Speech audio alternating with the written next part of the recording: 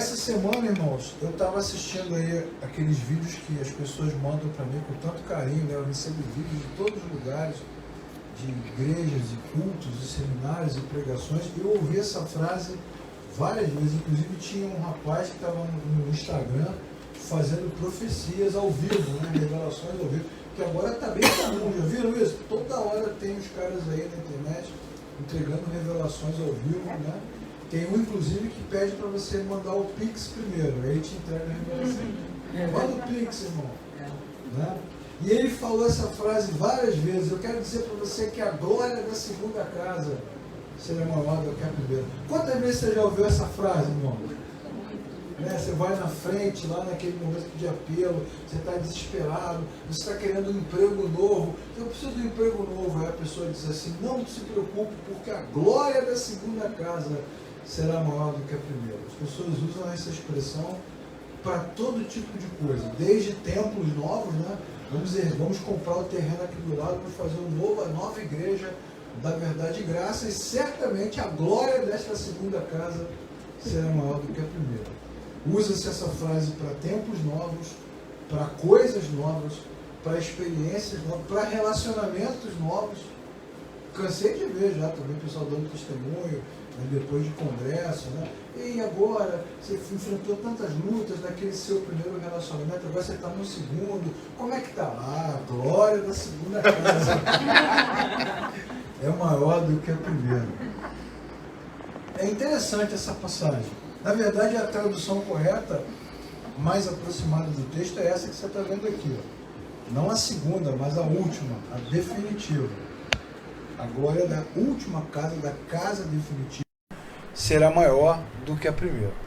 Mas o que me deixa mais curioso nesse texto são as implicações dele, né? Primeiro, nós vimos semana passada, na última vez que nos reunimos, que Davi queria fazer uma casa para Deus. O sonho dele, pelo menos foi o que ele disse, é que ele queria erguer uma casa para Deus, e Deus disse para ele que não pode. Não quero que você erga uma casa para Deus. Depois nós vimos, nesse texto que nós vamos ler agora, de Ageu, que Deus manda o povo erguer uma casa. E o povo não quer. Confuso isso, né, irmãos? Uma hora o povo quer e Deus não quer. Outra hora Deus quer e o povo não quer. Mas o pessoal não se decide, né? Vamos ler lá Ageu capítulo 2, do versículo 1 ao versículo 9. Você já achou Ageu? Você sabia que Ageu existia? Já tinha lido esse livro alguma vez na sua vida? Isso é um desafio, né? Ageu capítulo 2, do versículo 1 ao versículo 9.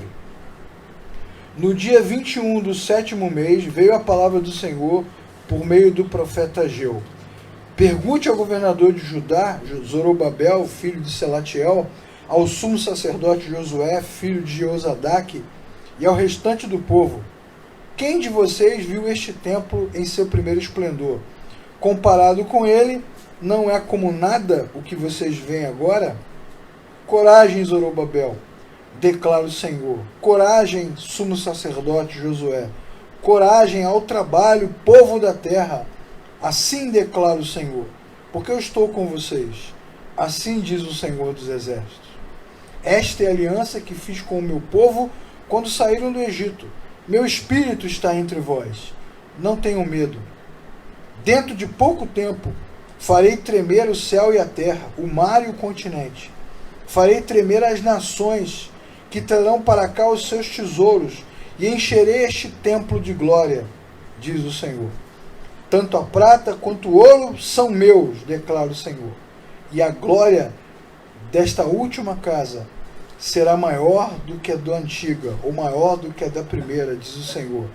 E neste lugar estabelecerei a paz, declara o Senhor dos Exércitos. Esta é a passagem, esse é o texto, tantas vezes repetido e tantas vezes mal aplicado, como sempre. É uma coisa que a gente já aprendeu, né, irmãos? Que as pessoas pegam os textos e usam para qualquer tipo de aplicação, independentemente do que a Bíblia diga. Mas é bem curioso esse movimento bíblico, né? Davi quer fazer uma casa para Deus e não pode. Deus quer que o povo faça uma casa e o povo não quer. Além disso, nós podemos ler uma outra passagem de Atos, capítulo 17, que é bem curiosa também. Abra comigo aí Atos, capítulo 17, versículo 24 e 25, que diz assim: o Deus que fez o mundo e tudo o que nele há é o Senhor do céu e da terra, e não habita onde, irmãos? Em templos ou santuários feitos por mãos humanas. Ele não é servido por homens, como se necessitasse de alguma coisa, porque ele mesmo dá a todos a vida, o fôlego e as demais coisas. Irmãos, eu estou confuso agora. É para fazer ou não é para fazer a casa? E Deus não precisa de casa. Pede casa para quê então? Por que Deus pede casa se a própria Bíblia diz que Deus não precisa de casa e não habita em casa? Tem alguma coisa errada, né? Ou tem alguma coisa errada com a nossa leitura. É importante sempre lembrar que a Bíblia é um livro inteiro. Todos os textos se relacionam entre si. E todos os textos têm a sua própria história e o seu próprio contexto e a sua própria aplicação. Então a gente tem que entender cada história. A história de Davi, a história de Ageu, a história de Atos, e daí extrair as aplicações que são importantes para desfazer esse nó. Que dá um nó, né?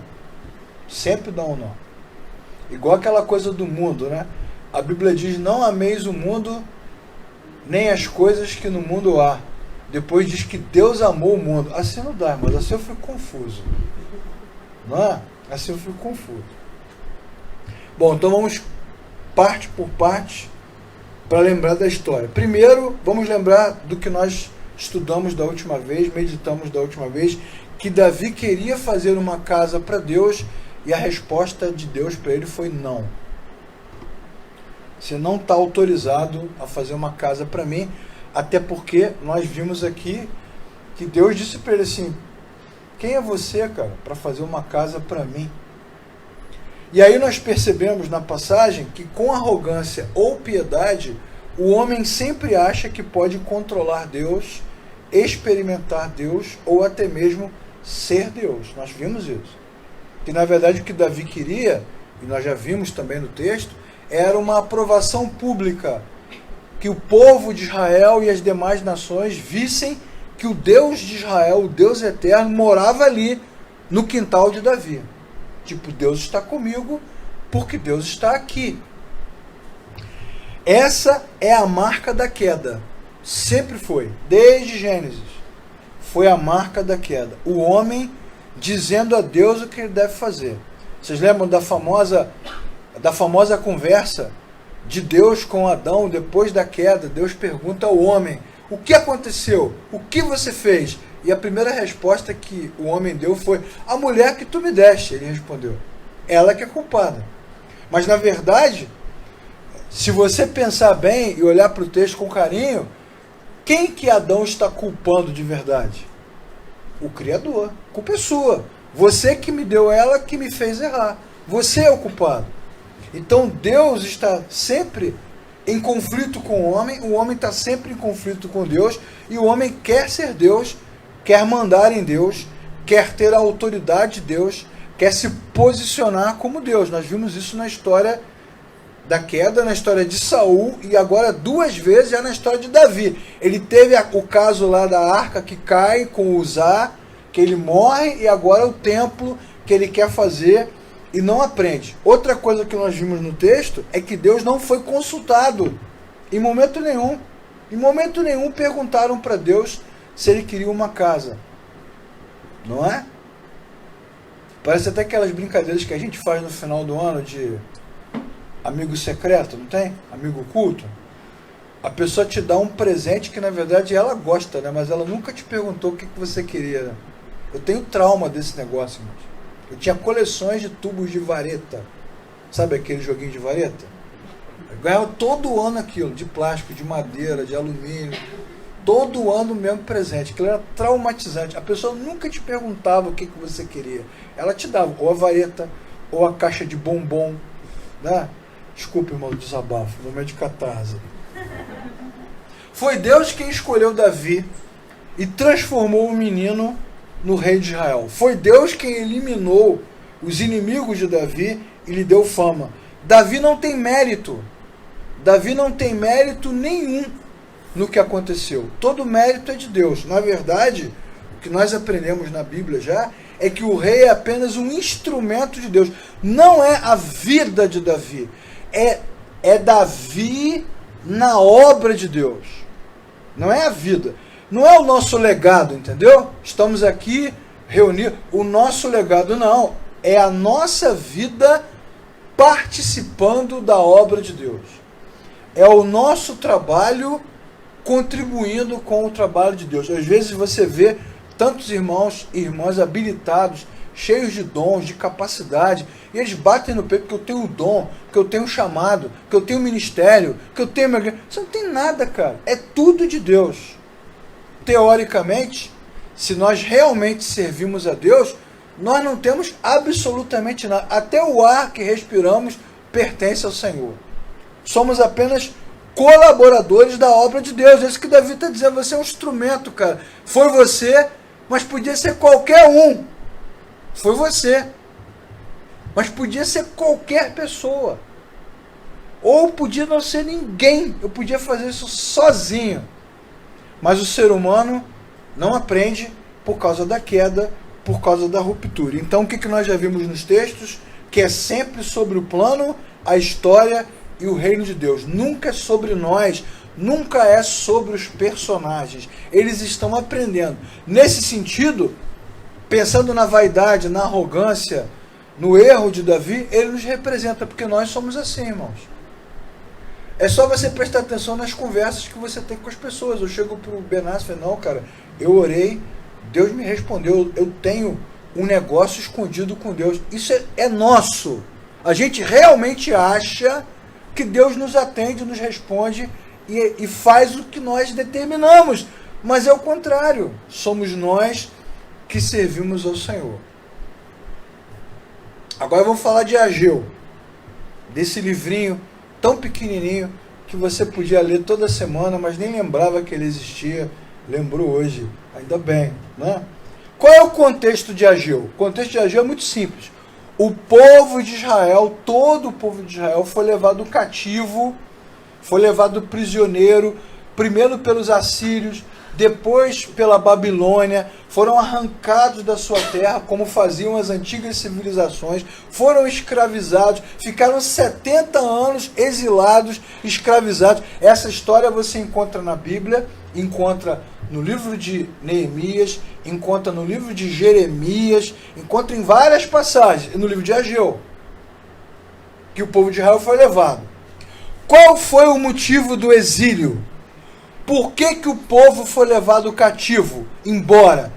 Por causa da idolatria. Desde Êxodo, o problema do homem é tirar Deus do lugar e colocar outro. Ou outra divindade, ou outra ideia, ou ele mesmo.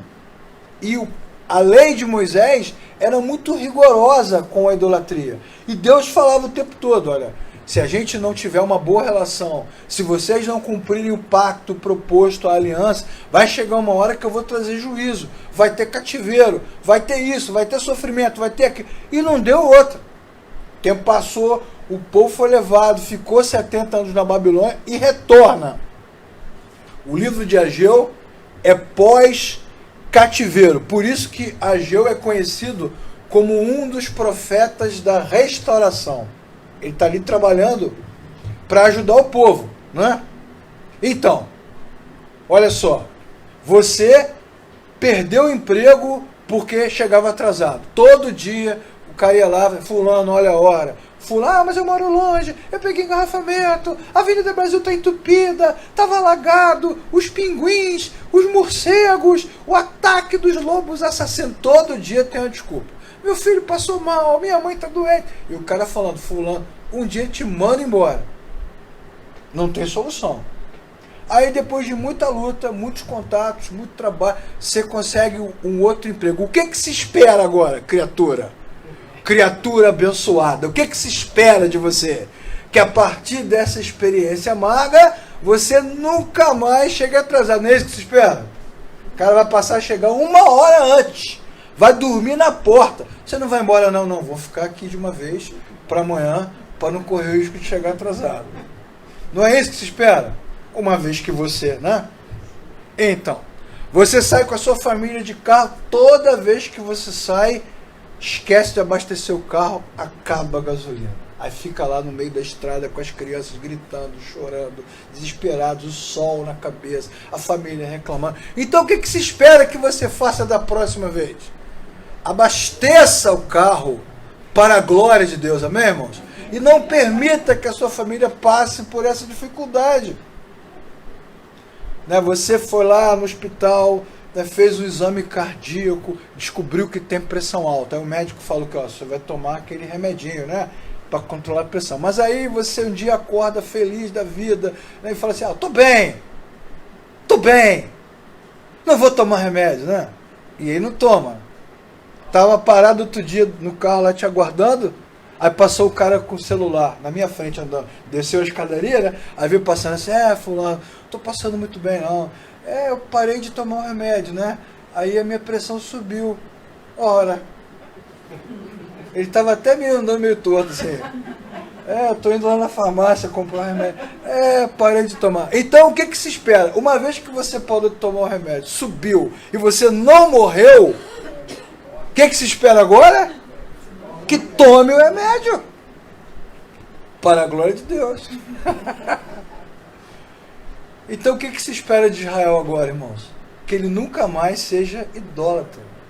E que ele cumpra a aliança que ele fez voluntariamente. Se você ler o livro de Êxodo, você vai ver que quando Moisés explica a lei, ele pergunta, é isso que vocês querem? E o povo de Israel responde, sim, nós serviremos ao Senhor de todo o coração pelo resto da nossa vida. Não rolou. Então o que se espera agora? Que o povo de Israel cumpra. Qual foi a causa do cativeiro? A idolatria. Só que em Ageu, capítulo 1, versículo 2, o que o povo de Israel diz quando eles retornam? Não é o tempo ainda de fazer a casa do Senhor. Não, agora não. Olha só, se eles tivessem aprendido com o cativeiro, com as falhas, com o exílio, o que eles iam fazer? O que o camarada da pressão alta faria ao voltar para casa? A primeira coisa que ele ia fazer? Tomar o remédio. E o cara que chega atrasado? Comprar o despertador. Ou contratar um boxeador para socar ele de manhã, né? Um cachorro, alguma coisa, para ele nunca mais, ou mudar para o lado do trabalho também é uma boa alternativa, né? Aluga uma casa, um apartamento na frente da empresa para atravessar. Alguma medida, o que se espera? Que ele faça alguma coisa. Mas o povo de Israel falou assim, agora não.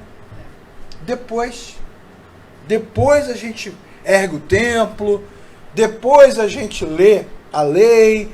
Agora não, que a gente ainda está, né, passando por essa fase, fazendo terapia, né? A gente não está bem. E aí Deus disse assim, versículo 7 do capítulo 1, considerai o vosso passado. Você devia marcar isso na sua Bíblia, irmão. Sabe por quê? Vou fazer um recorte aqui, vou abrir um parênteses. Quantos cultos nós já vimos e participamos, onde alguém pega o microfone e diz, Deus vai apagar o seu passado. Fala a verdade. Deus vai apagar o teu passado. O teu passado vai desaparecer. Irmãos, o nosso passado é o que a gente tem de mais precioso. Porque é de lá que nós tiramos as lições. Isso não existe. Isso é fora do contexto bíblico. Lembram do texto que nós lemos? Quando o povo atravessou o rio, Samuel ergueu um monumento a Ebenezer. Até aqui nos ajudou o Senhor. Para que o monumento? É para você olhar para ele. Para que o tabernáculo? É para você olhar para ele. Para que essas coisas todas? É para a gente não esquecer. Essa semana, dia 27 de janeiro, se eu não me engano, foi o dia em memória às vítimas do Holocausto. Para que a gente celebra isso? Para lembrar. Para nunca mais acontecer. Então o passado não pode ser apagado. Ele tem que ser mantido vivo na nossa memória. Para a gente não errar mais, ou pelo menos para a gente errar menos.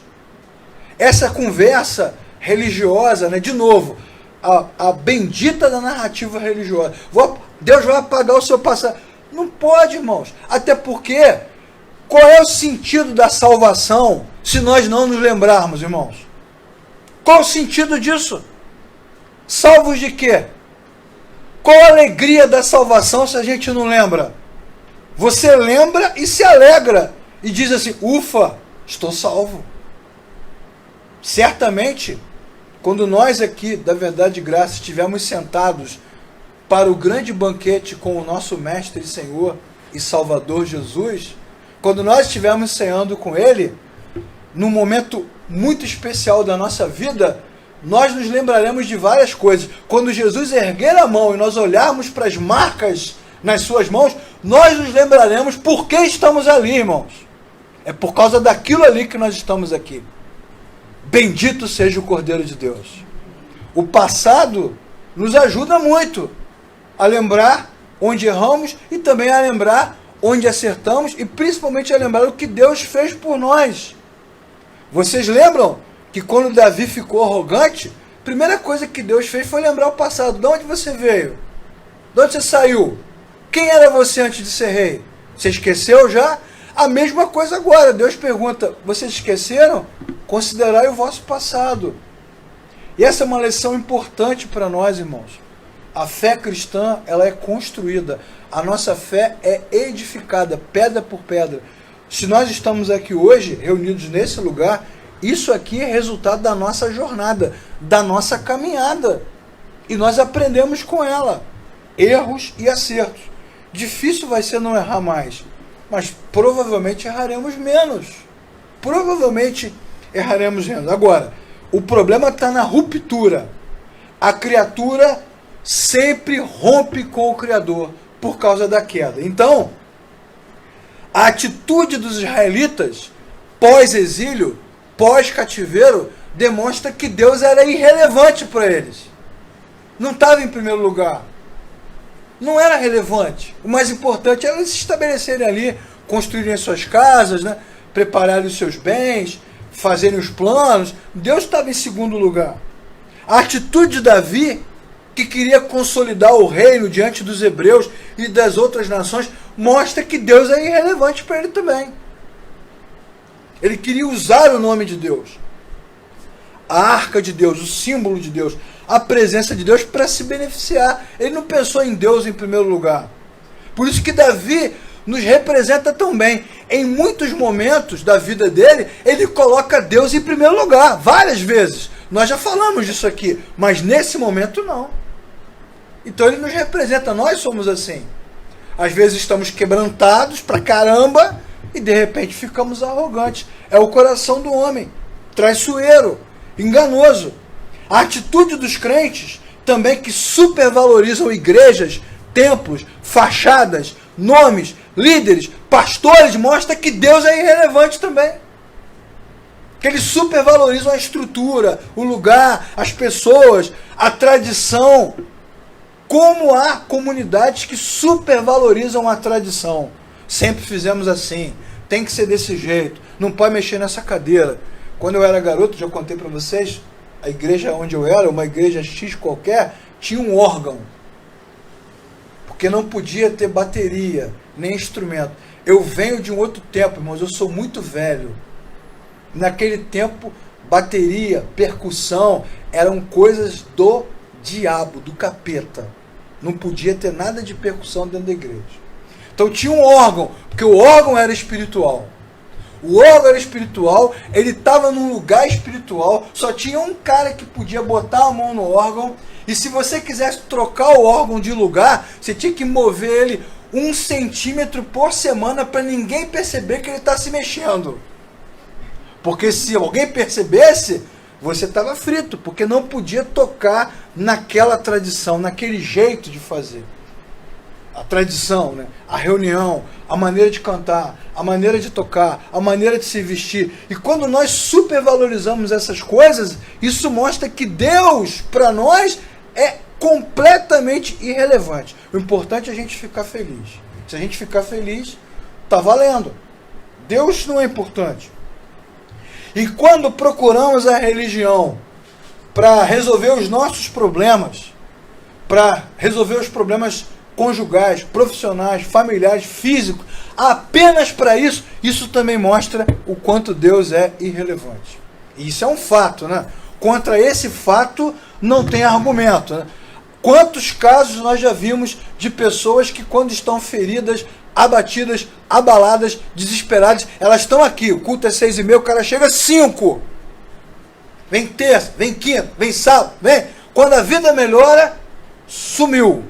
Isso aí é normal, isso aconteceu dezenas e dezenas. Você nunca mais vê o camarada, desaparece. Porque Deus é irrelevante, ele estava ali por causa dele, não por causa de Deus. E as comunidades se aproveitam desse desespero, né, para fazer do cara gato sapato, né? Aí contribui, dedica, trabalha, então. Isso é outro assunto. Deus conhece o coração do homem.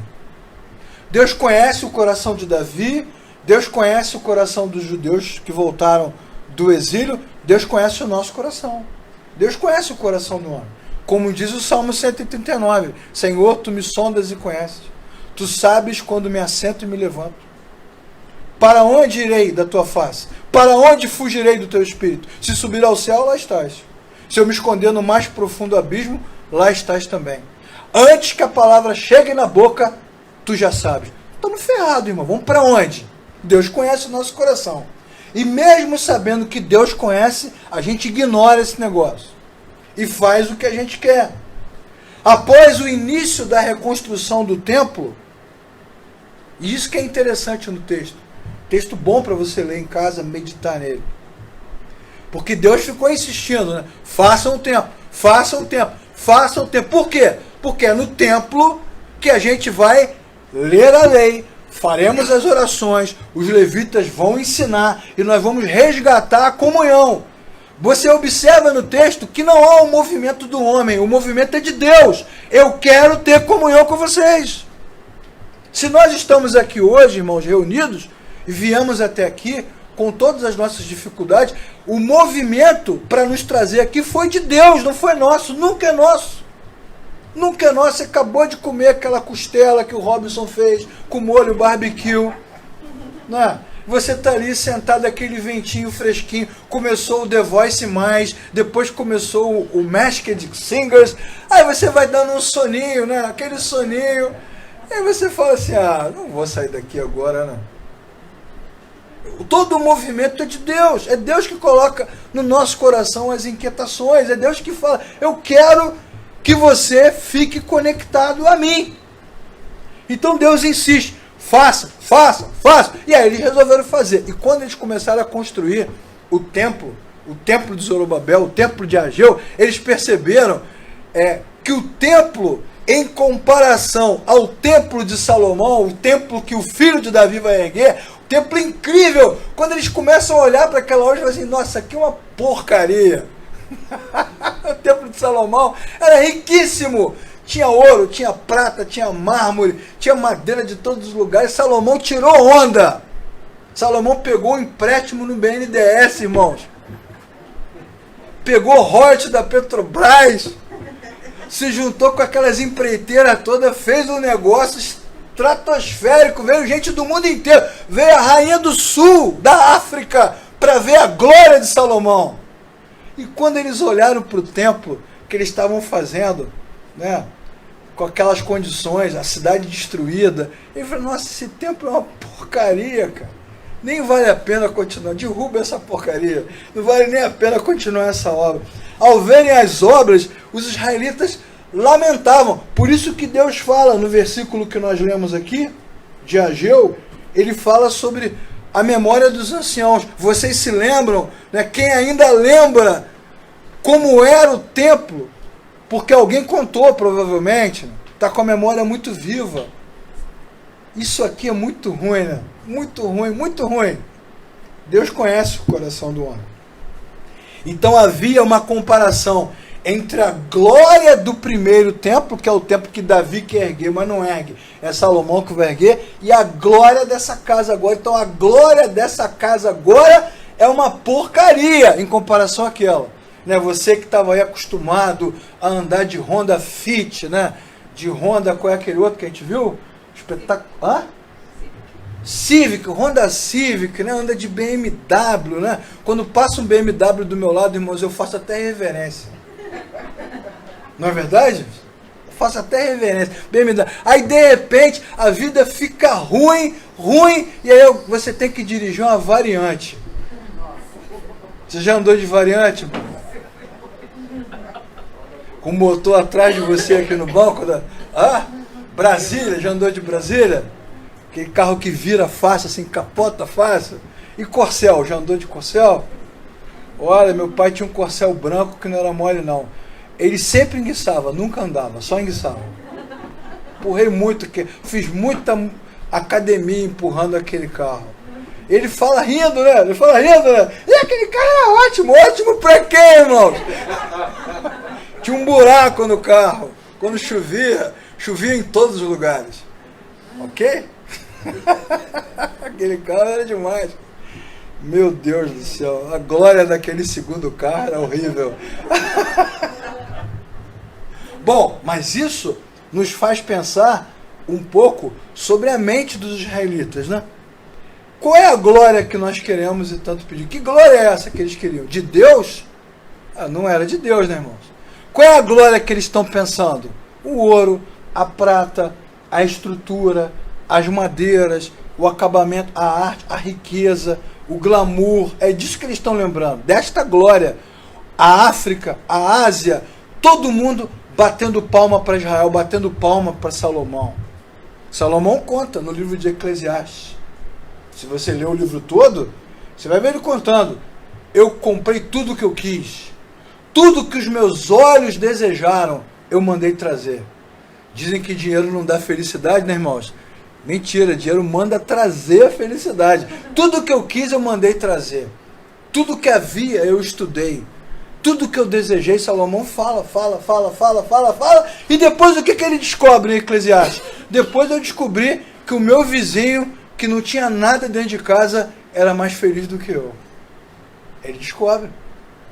Ou seja, aos poucos ele foi percebendo que esta glória humana, física, que a gente tanto deseja, ela é passageira, ela é pó, ela é como uma nuvem, ela desaparece, simplesmente desaparece.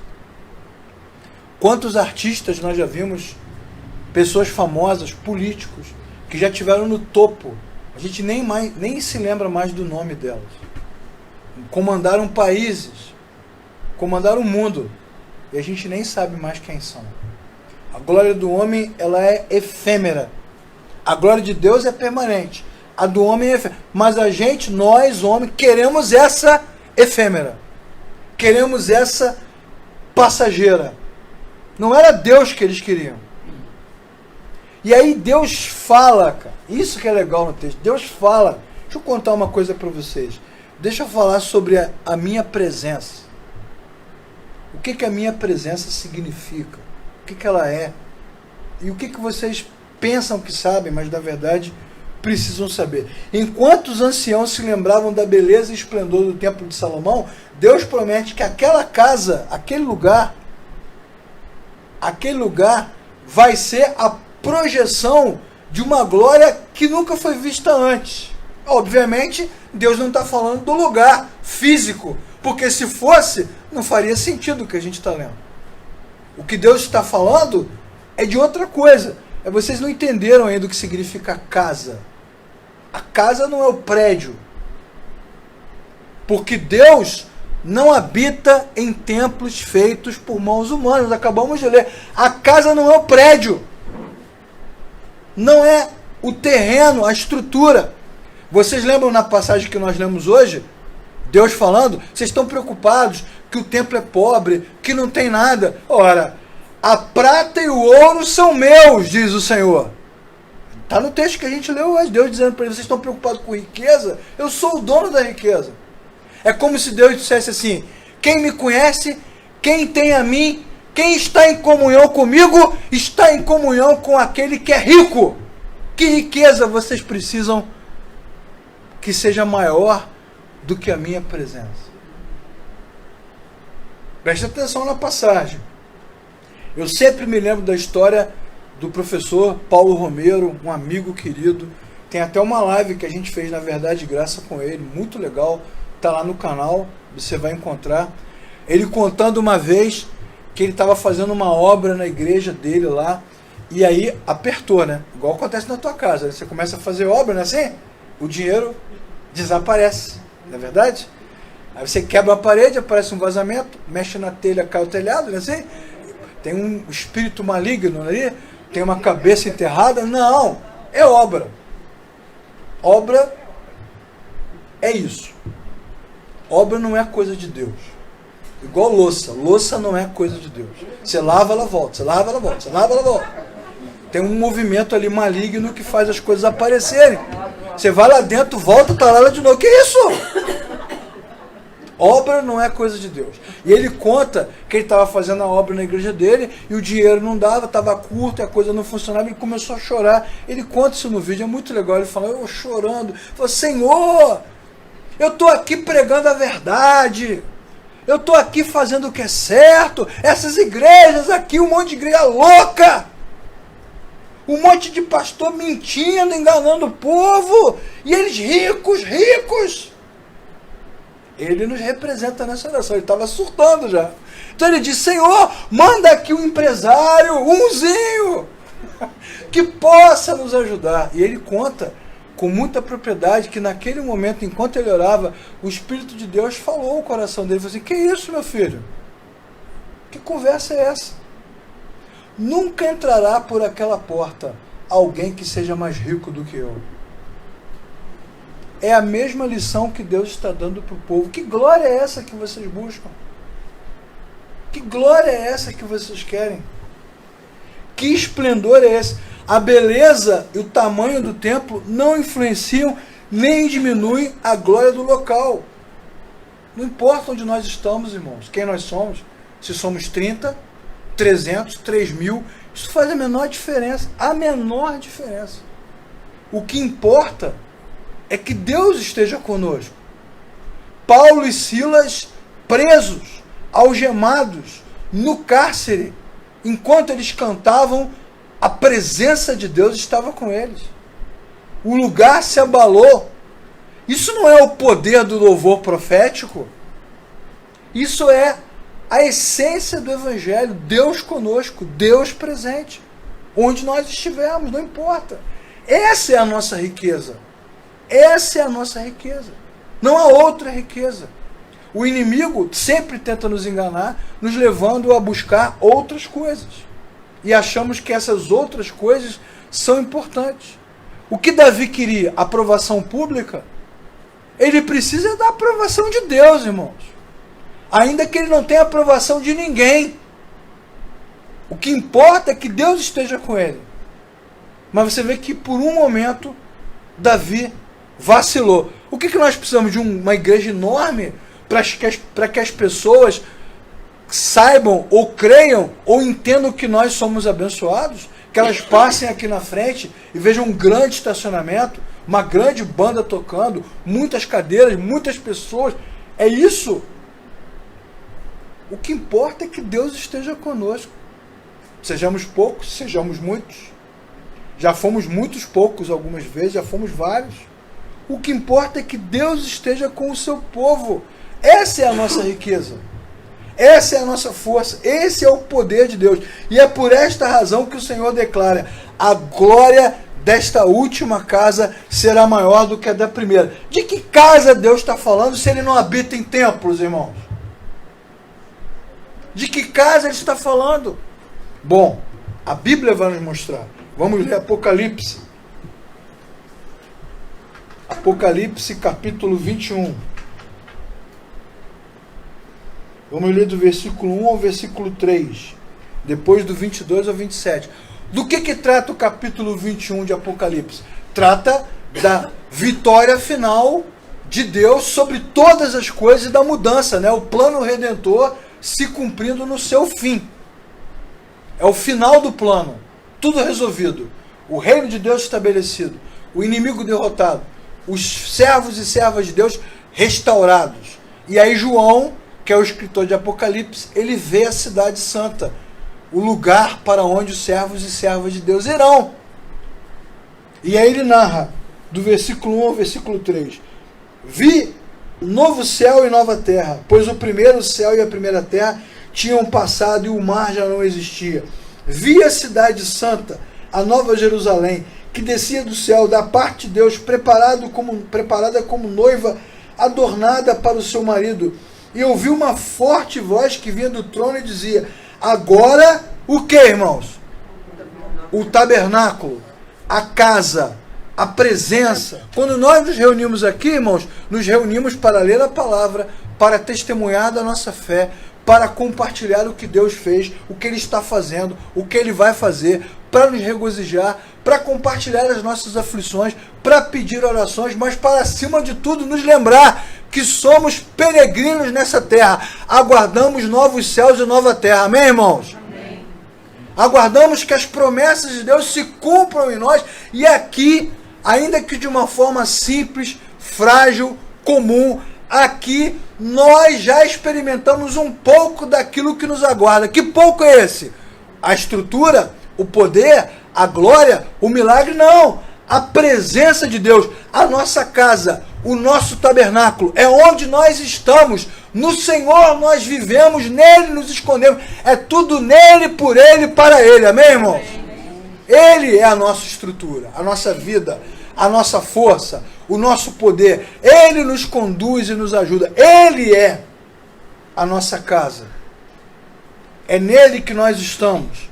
Em Jesus, o nosso Senhor, podemos ver a glória de Deus. A glória de Deus revelada em Jesus, a glória que não nos consome. Porque quando o templo de Salomão foi inaugurado, o templo estava lá, mas as pessoas não podiam ficar ao mesmo tempo dentro do templo com Deus, ou Deus ou nós.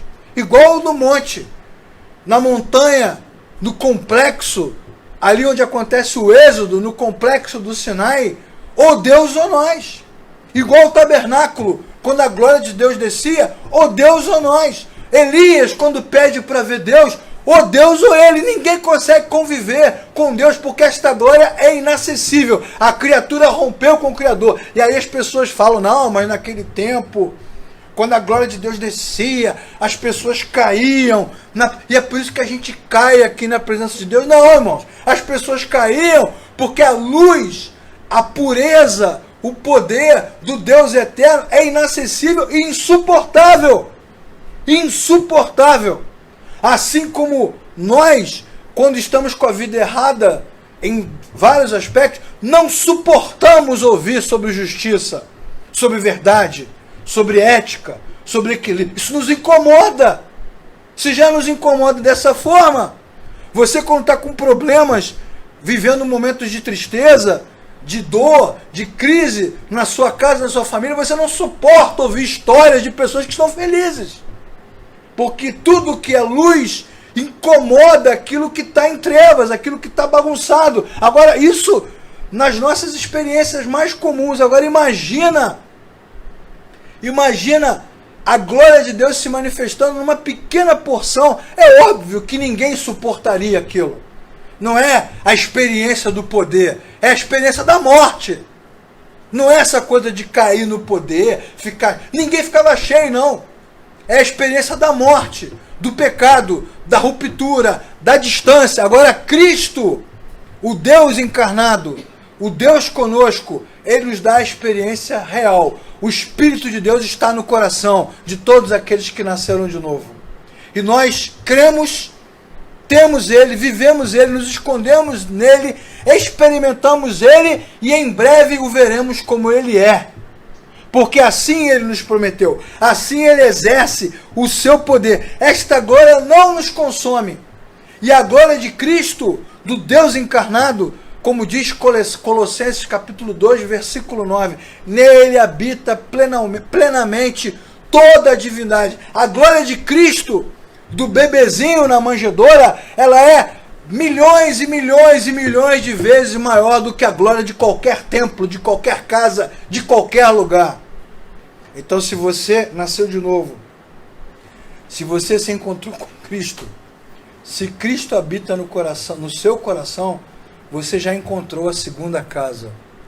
Já encontrou a última casa. Você já vive nela. Como diz o salmista no Salmo 184, o pardal encontrou a sua casa, a andorinha encontrou a sua casa, e eu também encontrei a minha casa. Quão amáveis são os teus tabernáculos, Senhor dos Exércitos. A nossa casa é o Senhor. Ele é a nossa rocha. É nele que nós nos escondemos. E esta glória, esta presença, esta riqueza é maior do que qualquer coisa que possa existir. Obviamente, você pode ouvir, ler e não crer. E não acreditar. Essa é a frase que eu digo para todos os meus alunos. Você pode acreditar no que você quiser. Você só não pode negar o que a Bíblia está dizendo. Nem mudar os textos. Acreditar você pode. Eu ouvi tudo isso, entendi, mas não creio assim não. Eu creio que a minha vida vai dar uma virada. E a glória da segunda casa. Você pode crer no que você quiser. Mas a verdadeira palavra, a palavra que é luz, a palavra inspirada de Deus, ela arderá no coração daqueles que nasceram de novo. E aquele que nasceu de novo, não importa em que fases da vida ele esteja, se em momentos de grande alegria e triunfo, ou em momentos de grande tribulação, aconteça o que acontecer, ele sempre saberá que já encontrou a sua casa e que já encontrou a sua maior riqueza. Vocês lembram da parábola do tesouro escondido? É isso, irmãos. Quem encontrou Jesus, encontrou a glória, encontrou o tesouro. Jesus fala sobre isso.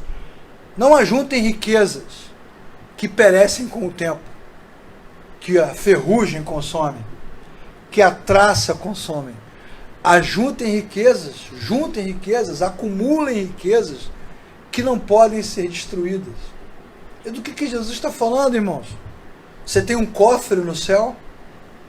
Irmãos, eu estava lendo esse texto e Deus me revelou que cada um de nós tem um cofre no céu. E cada um de nós terá uma coroa com joias do infinito colocadas nela. Tem gente que ensina sobre isso, né? Sobre galardões, que você vai ter uma coroa cheia de pedras. Você vê, o cara está pensando na eternidade e está pensando na grana ainda. Vou ter uma coroa cheia de pedras preciosas. Eu me lembro de um cara falando uma vez, irmão, já ouvi tanta coisa, eu queria ser surdo nessas horas.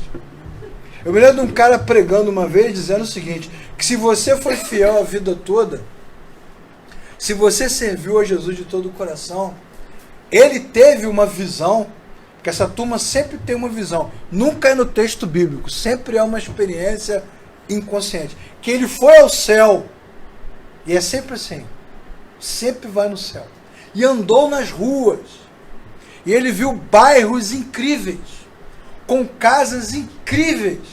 Se você foi fiel a vida inteira, essas casas estão reservadas para você. Tá lá o teu triplex, Robson. É? Aquela casa na praia, Priscila, aquele barco ancorado. Para aquela pescaria celestial que você vai fazer no mar da eternidade. Que bacana, hein? Tá lá.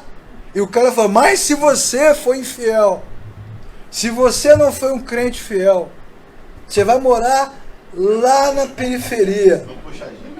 Vai ter que pegar trem. Vai ver Jesus de longe. Tô falando sério, cara. Você pensa que eu tô contando uma piada? Seria engraçado se não fosse trágico. Vai ver Jesus de longe. De longe. Muito longe. Você vê que o homem, o ser humano, é tão confuso, tão perdido, tão frágil, que até quando ele pensa nas coisas eternas, ele pensa em grana, resultado, mérito, honra. Está pensando em honra. Jesus me honrou. Jesus aparece, né? Priscila está lá pescando. Priscila é vizinha do Robson, na mesma rua. Tem a casa dela com o barco e o triplex do Robson. Aí eles estão batendo papo de tardinha, depois do café. Aí aparece Jesus. aparece Jesus. Aí Jesus senta. Poxa, meu servo, minha serva. Aí as pessoas passam. Nossa, quem são aqueles com quem Jesus serve? Gente honrada. Até na eternidade, o cara está pensando em honra, em fama, em glória, em tirar onda. Lembra dos discípulos? Mestre, quando fores para o teu reino, permita que o meu irmão se sente à tua direita. E eu, que conversa é essa, cara? É disso que Jesus está falando. Acumulem riquezas que não perecem. Que riqueza é essa, irmãos? Que riqueza. Olhe para Apocalipse que você acabou de ler agora. Não tem templo, não tem sol, não tem lua, não tem luz. Até quando você olha para o meio, onde está a árvore da vida, tudo gira em torno de Cristo. Qual é a nossa maior riqueza? A nossa maior riqueza é Jesus. Ele é a nossa riqueza. Ele é a nossa glória. João fala, não vi templo, não vi lâmpada, não vi luz, não vi nada. Por quê? Porque não é necessário. Deus está no meio dela. Então, irmãos, é verdade o que disse o salmista. Se o Senhor é o meu pastor, se Ele realmente é o meu pastor, nada, absolutamente nada me faltará.